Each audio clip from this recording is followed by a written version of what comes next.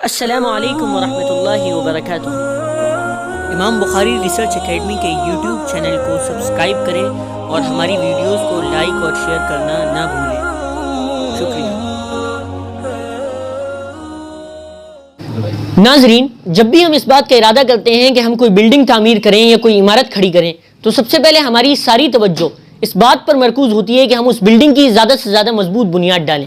اگر ہم کوئی بلڈنگ بغیر بنیاد کے کھڑی کر دیں تو یہ بات طے ہے کہ اس کے ملبے میں تبدیل ہونے میں دیر نہیں لگے گی۔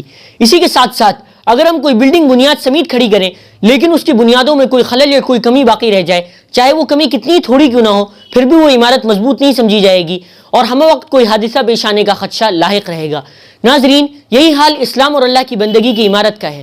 یہ عمارت تعمیر تو اعمال صالحہ، عبادات اور فلاحی کاموں وغیرہ کے ذریعے ہوگی، لیکن یہ عمارت مضبوط اور مستحکم اسی وقت ہوگی جب ان سب سے پہلے عقائد پر توجہ دی جائے، عقائد کا مکمل علم حاصل کر کے ان کو اپنے دلوں اور ذہنوں میں بیٹھا لیا جائے، تمام طرح کے شکوک اور شبہات دور کر لیے جائیں اور اپنے عقائد کو ہر طرح کے خرافات، بدعات، بگاڑ اور خلل وغیرہ سے دور کر لیا جائے۔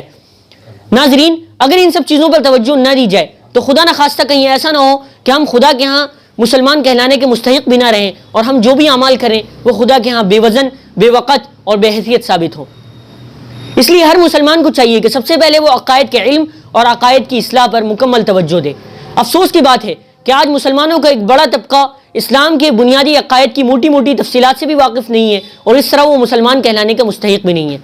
اسی کے ساتھ ساتھ ایک بڑا طبقہ وہ بھی ہے جو اسلام کے بنیادی عقائد کے تعلق سے شکوک اور شبہات میں مبتلا ہے اور اس کا ذہن اس تعلق سے کلیئر نہیں کہ کن چیزوں کے کن پہلوؤں پر کس طرح کا ایمان رکھنا ہے۔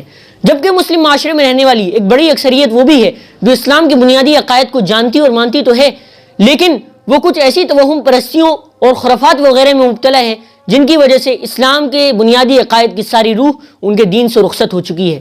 ناظرین، ضرورت اس بات کی تھی کہ ان تمام طبقات کو مد نظر رکھتے ہوئے اسلام کے بنیادی عقائد کو آسان اور عوامی اسلوب میں واضح کیا جائے اور فلسفیانہ مباحث اور خشک اسلوب کو بالائے طاق رکھا جائے۔ اسی ضرورت کو محسوس کرتے ہوئے امام بخاری ریسرچ اکیڈمی کا یوٹیوب چینل اسلامی عقائد سیریز کا آغاز کر رہا ہے۔